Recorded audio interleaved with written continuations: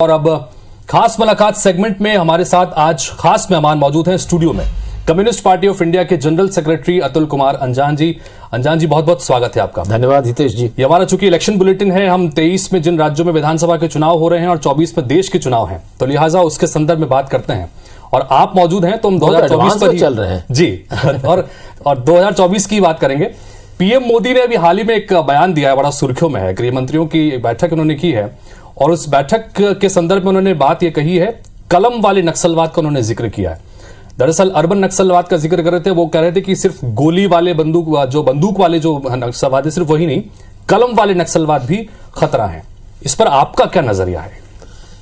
भाई, अर्बन नक्सल तो मैं हूं जी, और कलम नक्सल आप हैं जी, जो कलम से लिखते हैं, जो अखबार में लिखते हैं, वो टीवी में लिखते हैं, वो सब हैं। उनकी समझ में इस देश का जितना बुद्धिजीवी है, जो लिखता पढ़ता है, जो उनका समर्थक नहीं है, जो उनके साथ नहीं है, जो उनकी हाँ में हाँ नहीं मिलाता है, जो इस बात को नहीं गाता है कि हो तुमको जो पसंद वही बात करेंगे, तुम दिन को रात कहो रात कहेंगे, उनकी निगाह में वो कलम वाला नक्सलवादी है। और ये डर अगर किसी नेता में आ जाए, ये सारे डर थे हिटलर के अंदर। आप पढ़िए ना मीन कैफ को, हिटलर भी यही कहता था, I am very much afraid with the so called intellectuals, they have more power than the gun power. तो इसी तरह की बात को वह कह रहे हैं। और शायद जो सत्ता में रहता है वो हवा की आहट को पहले समझता है, क्योंकि गैंगल में कौन किधर से आ रहा है उसको कुछ जानवर अपनी नाक को उछाल करके, भ्रिकुटी उछाल कर, कान को सीधे करके समझ जाते हैं। एक दूसरा पहलू है, चूंकि आंतरिक सुरक्षा के मोर्चे पर हमेशा से नक्सलवाद एक बड़ा खतरा देश के लिए रहा है। और ऐसे में प्रधानमंत्री जी अगर मुख्यमंत्रियों गृह मंत्रियों की बैठक में अगर इस तरह का जिक्र कर रहे हैं, और आप इस वक्त छत्तीसगढ़ की सरजमी पर बैठे भी हैं, सबसे ज्यादा दंश इसी राज्य ने झेला भी है। अब ऐसी स्थिति में अगर वो इसको ले रहे हैं तो क्या इसको और गंभीरता से लेने की जरूरत आप मानते हैं? मैं एक बात कहूं जी कि आतंकवाद खत्म हो जाएगा, नक्सलवाद की रीढ़ टूट जाएगी, पार देश से चला आने वाला आतंकवाद समाप्त हो जाएगा नोटबंदी के बाद। सिर्फ बहनों और भाइयों 50 दिन हमको दे दीजिए, वरना खुले सड़क पर हमको जूते मारिएगा। टूट गई नक्सलवाद की रीढ़, खत्म हो गया जम्मू कश्मीर और तमाम सीमाओं पर, बल्कि बढ़ गया है, ज्यादा खूब बढ़ गया है। यहां भी मैं जब भी खड़ा होता हूं और जब सुनता हूं कि हमारे जवान मारे जाते हैं, तो मैं उनकी जितनी सख्त लफ्जों में निंदा हो सकती है करता हूं। सरकार का काम है उनके खिलाफ सख्ती से काम करे और उसके आर्थिक सामाजिक पहलुओं को ध्यान में रख करके उनकी वो परों को काटने का काम करे, जिससे वो परवाज बनने की कोशिश करते हैं, उड़ने की कोशिश करते हैं। आतंकवाद का खतरा है, आतंकवाद के खतरे को इतना बार बार चढ़ाओ मत। आतंकवाद के खतरे से क्या मामला है? जम्मू कश्मीर में कैसे चले आ रहे हैं, ड्रोन भी है, सारी फौजें लगी हैं, हमारी तमाम सेना के जवान हैं, हमारे तमाम पैरामिलिट्री के जवान हैं, उसके बावजूद क्या वजह है? सब पकड़े जाते हैं। मुझे बताइए 300 किलो आरडीएक्स लेकर के कार में कैसे घुस गया उस कॉन्वॉय में? वो कौन था और कैसे था और कहां से आया था? ये सवाल तो खड़े ही हैं। और हम आतंकवाद का समर्थन नहीं कर सकते। आतंकवाद ने पाकिस्तान की कमर तोड़कर रख दी है। ये देश आतंकवादी देश ही नहीं बन गया, इसने अपने देश को तोड़ डाला। हमको भी आतंकवाद से होशियार रहने की जरूरत है। अर्बन नक्सलिज्म का जो वर्ड है या ये जो विचारधारा है, जो भी चीज है, इसके संदर्भ में क्या ये ऐसे कुछ चीज है या नहीं? चूंकि अगर प्रधानमंत्री भी कह रहे हैं कि ये चिंता की बात है, तो इस पर चिंता होनी चाहिए कि नहीं? हितेश जी, बिल्कुल चिंता होनी चाहिए। 80 साल के ग्राहम स्टेन्स जो हैं वो अर्बन नक्सल हैं, और वो साईं बाबा है वो भी अर्बन नक्सल है जो मरा पड़ा है। ये सब भाजपा की एक डेमोगोगिक वर्ड्स हैं, एक लोगों का ध्यान आकर्षित करने के लिए बातें हैं, ये शब्द हैं। अब अर्बन नक्सल जब वो नहीं चला तो अब कलम के नक्सलबंदी। अरे कलम क्या बात है? कलम तो मैं आपसे कहना चाहता हूं कि अंग्रेज कलम नहीं रोक सके भाई, इमरजेंसी में कलम नहीं रुकी। जोश मलिहाबादी ने क्या कहा अंग्रेजों के सामने जब उनको जेल में डाल दिया, कागज पत्तर छीन लिए उनके, तो उन्होंने क्या लिखा? कहा, मताहे लौहे कलम छिन गई तो क्या गम है, खून दिल में डुबो ली है उंगलियां मैंने, मैं उससे लिख रहा हूं। और याद करिए इमरजेंसी जब लग गई तो उस जमाने में गिरिलाल जैन से लेकर इंदर मल्होत्रा तक और निखिल चक्रवर्ती से लेकर प्रभास जोशी तक समाचार पत्रों में उन्होंने एडिटोरियल काले छोड़ दिए। तो कौन रोक सकता है जी? भाषा को कौन रोक सकता है? कौन रोकेगा? ये हयात की ललकार है, ये जिंदगी की ललकार है, इसे कौन रोकेगा? आप शब्दों को रोकेंगे? शब्दों को तो कोई नहीं रोक पाया, और शब्दों को तो अंग्रेज भी नहीं रोक पाए। इनकलाब जिंदाबाद का नारा भगत सिंह लगाते रहे और मौलाना हसरत मोहन वामपंथ के संदर्भ में सर बात करूं मैं, तो वामपंथ की जिस तरह की विचारधारा ही रही है, जल जंगल जमीन पर अधिकारों के संदर्भ में हमेशा से एक बात रही है। छत्तीसगढ़ में आदिवासी बहुल राज्य है और उसके साथ साथ यहां पर तमाम तरह के खनिज संपदाओं से संपूर्ण चीजें हैं, जल जंगल जमीन की बातें होती रही। उसके बावजूद वामपंथी विचारधारा को यहां पर पनपने में क्या दिक्कतें हुई? उस तरह का मौका नहीं मिल पाया, किस तरह से देखते हैं?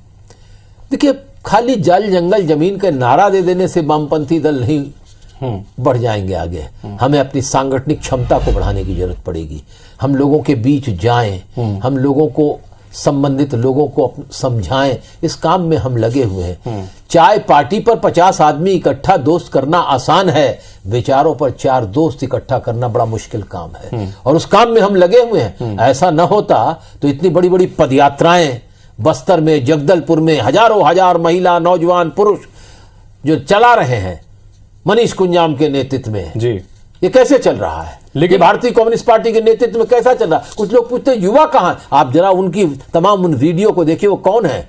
वो थरथराते हुए पैर भी हैं और भड़कते हुए बाजू भी हैं, दोनों का सम्मिश्रण है और वो चल रहे हैं। आप कह रहे हैं कि सब कुछ हो रहा है। दुनिया देश की सबसे पुरानी पार्टी में से एक है कांग्रेस पार्टी के बाद में, करीब करीब 100 साल पूरे हो चुके हैं कम्युनिस्ट पार्टी को, अगर देश के संदर्भ में भी बात अभी नहीं हुए, होने वाले जी। 1954 और 57 के जब आम चुनाव हुए थे तो मुख्य विपक्षी पार्टी कम्युनिस्ट थी, लेकिन मौजूदा हालात में आप ही कह रहे हैं कि बहुत सारे लोग हैं, लेकिन कहीं ना कहीं जिस तरह की स्थितियां नजर आती है कि वामपंथ का नाम लेने वाला कोई नजर नहीं आता। कैसे नहीं नजर आता? फिर क्यों गाली बक रहे हैं प्रधानमंत्री जी हमको? अभी एक न्यूज एजेंसी को बात करते हुए 20 मिनट उन्होंने कहा कि ये वो विचारधारा है जो बड़ी खतरनाक विचारधारा है, जो एक राज्य के अंदर राज्य की सरकार बनाकर सिमट गई है। क्यों घबराहट है? और आप चिंता मत कीजिए, आप लोग यही बात पहले भी कर रहे थे, और 2004 के चुनाव में देश में 64 MP कम्युनिस्टों के लोकसभा में चुन करके आए थे। हम आते देर से हैं और जब आते हैं तो जाते भी देर से हैं। 34 साल हमको लग गए हटाने में लोगों को बंगाल से, और 28 साल लग गए केरल, वहां से त्रिपुरा से हटाने में, और अब केरल से हमको हटाने की कोशिश है। पिछले 5 साल में हटाया नहीं पाए, अब नहीं हटा पाए, और हम बढ़ेंगे, धीरे धीरे बढ़ेंगे, हो सकता है। लेकिन इस वक्त लेकिन जंगल जमीन की जहां है बात आप कर रहे हैं, इस वक्त धन, प्रलोभन, धर्म और जात की राजनीति है। न वो हम करते हैं, न हम अपनी जात बदलते हैं, न अपनी बात बदलते लेकिन हैं। 2004 के लिए जात और बात हम नहीं 2004 की स्थिति का आप जिक्र कर रहे हैं, 2019 में पार्टी आज कहां खड़ी है ये भी तो सोचना होगा ना। अगर केरल में सिर्फ सिमट गई है पार्टी, ये कहने की सच बात है। पश्चिम बंगाल का आप जिक्र कर रहे हैं, दशकों तक यहां पर सत्ता पर काबिज रहे, आज तीसरे चौथे नंबर की पार्टी वहां पर बन गई है। तो कहां दिक्कत हो रही है? क्या लोगों का विश्वास खत्म होता जा रहा है वामपंथ से? किस तरह से देखते हैं? आप ये बात कर रहे हैं, 1984 में कितनी संख्या थी भारतीय जनता पार्टी की? 4 आदमी भी नहीं थे कि अर्थी उठा सके, 2 थे। और तब क्या उन्होंने नारा लगाया? अयोध्या का नारा लगाया। जिस बात को कमंडल को लेकर के वो कह रहे थे कि मंडल नहीं चलेगा, उसी मंडल के पीछे इकट्ठा हो गए। तो बात को समझने की कोशिश कीजिए। न तो हम जात की राजनीति कर रहे हैं, न धर्म की राजनीति कर रहे हैं। वो जाति और धर्म की अभी भी हो रहा है, अभी भी हो रहा है इस चुनाव के अंदर। इस चुनाव के अंदर गुजरात के पहले आपने क्या किया? कॉमन सिविल कोड उठा दिया। इससे पहले क्यों नहीं उठाया? इससे पहले क्यों नहीं? खाली देश कॉमन सिविल कोड गुजरात लागू करेगा? संविधान पढ़ने वाले लोग जान लो, कॉमन सिविल कोड की चर्चा संसद में होगी, संसद तय करेगी, गुजरात तय करेगा कॉमन सिविल कोड? नहीं कर सकता। लेकिन इसलिए आप इस बात को कह रहे हैं कि आपको वोट लेने हैं गुजरात में, आपको धर्म की राजनीति करनी है, इसलिए अब वहां से उठ करके हिमाचल में भी जा रहा। जहां जहां ये बात संकट में आ रही है, कभी शमशान, कभी कब्रिस्तान। जी, आपने बीजेपी का जिक्र किया। 2 सीट से आज 300 पार के पे खड़ी हुई है। भारतीय जनता पार्टी के पास एक बड़ा संगठन है, बड़ा लगातार चेहरे रहे हैं, जिसके दम पर आज पार्टी यहां पहुंची है। क्या कम्युनिस्ट पार्टी या तमाम जो वामपंथी पार्टियां हैं, क्या इनके पास में उस तरह के चेहरे, उस तरह का संगठन, वो जमीन है जिसकी वजह से आप ये कह रहे हैं कि 84 में 2 थे, आप भी उम्मीद लगा रहे हैं कि हम भी वापसी करेंगे? तो कैसे हम 64 हो गए अगर जमीन पर हमारा संगठन नहीं होता?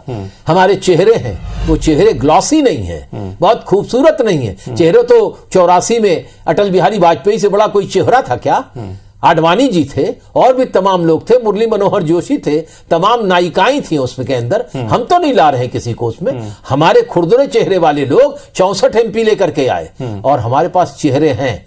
देश नेताओं से नहीं चला करता है, देश नीतियों से चला करता है, और नीतियां अगर होंगी तो चलेंगी। धर्म और जात की राजनीति, हम दो से क्या एक हो जाएं, हम धर्म और देश और जात की राजनीति कभी नहीं करेंगे। ये आप साफ कहना चाहते हैं। मैं उसका जिक्र नहीं करना चाहता, मैं जिक्र नहीं करना चाहता, मैं जिक्र नहीं करना चाहता, किसी चीज का जिक्र नहीं करना। मैं सिद्धांतों की जब राजनीति कर रहा हूं तो व्यक्तियों की राजनीति पर मैं नहीं आना चाहता।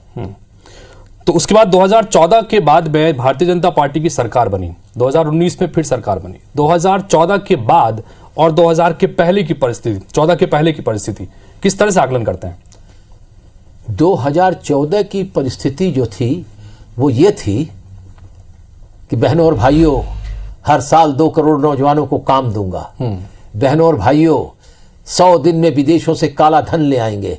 बहनों और भाइयों, इस देश के अंदर 35 रुपए लीटर पेट्रोल बिकेगा और 30 रुपए लीटर डीजल बिकेगा। ये कह करके आए थे और आज कह रहे जुमला हो गया है। वो जुमला हो गया। इतने झूठे वादे दुनिया में किसी ने, ये सारी इसी तरह के वादे सत्ता में आने के लिए हिटलर ने सोशलिस्ट पार्टी बनाकर यही नारे दिए थे जो नारे आज नरेंद्र दामोदर दास मोदी दे रहे हैं, और जिन्होंने दी और बाद में उससे पलट गए। क्या हुआ इसका? आज क्या स्थिति है देश के अंदर? सिर्फ 4 चीज, महंगाई कहां है, बेरोजगारी कहां है।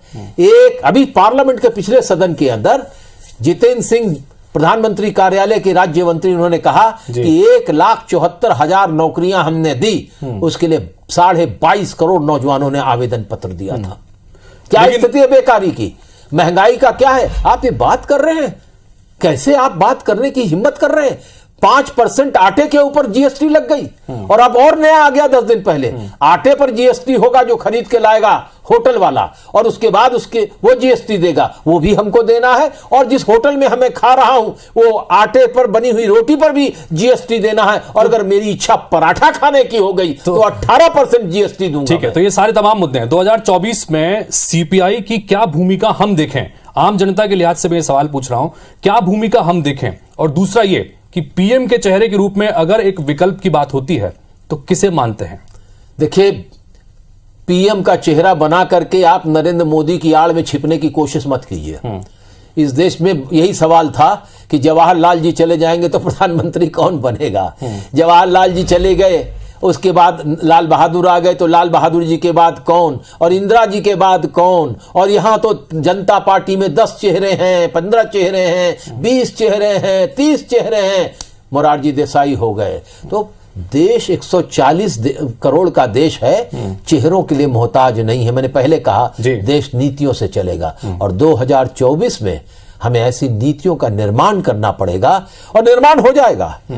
निर्माण हो जाएगा, अपने आप निर्माण हो जाएगा। गठबंधन के साथ जा रहे हैं या अपने तौर पर जंग लड़ने जा रहे हैं? हम इसमें जी, हम एक बड़ा गठबंधन बनाएंगे। कोई भी गठबंधन के, अरे भाई 24 पार्टियों की सरकार बनाई थी अटल बिहारी वाजपेयी ने, 6 साल चलाई थी, और आज भी नरेंद्र मोदी जी की सरकार, सिर्फ 3 राज्यों में उनकी अपनी सरकार है, उत्तर प्रदेश, हिमाचल और गुजरात।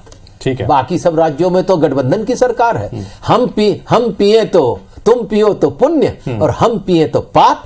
अरे कौन नेता है बिना गठबंधन के आप चलेंगे? हम आपसे बता रहे, कील लगा के ठोक करके इस सरकार के खिलाफ गली गली परिवर्तन की लड़ाई लड़ी जाएगी, क्योंकि देश की अर्थव्यवस्था को चलिए वक्त है 2024 में इंतजार करेंगे। जो बात आप यहाँ कह रहे हैं उसको कितने तरीके से जमीन पर उतार पाते हैं, नोट कर लीजिएगा। जी बिल्कुल, फिर आऊंगा, बिल्कुल नोट करके रखें, और फिर आपको बुलाएंगे। बहुत बहुत शुक्रिया, धन्यवाद चर्चा में शामिल होने के लिए, अपनी बात रखने के लिए। तो हमारे साथ में इस वक्त राष्ट्रीय महासचिव सीपीआई के अतुल कुमार अंजान जी थे, जिन्होंने अपने अंदाज में अपनी बातें रखी और 2024 को लेकर आश्वस्त नजर आ रहे हैं कि जो 2004 में प्रदर्शन था कम्युनिस्ट पार्टीज का, वो एक बार फिर से वो दोहराने की स्थिति में होंगे। देखना होगा कि जनता कितनी मोहर लगाती है। फिलहाल इस खास बुलेटिन में इतना ही। नमस्कार।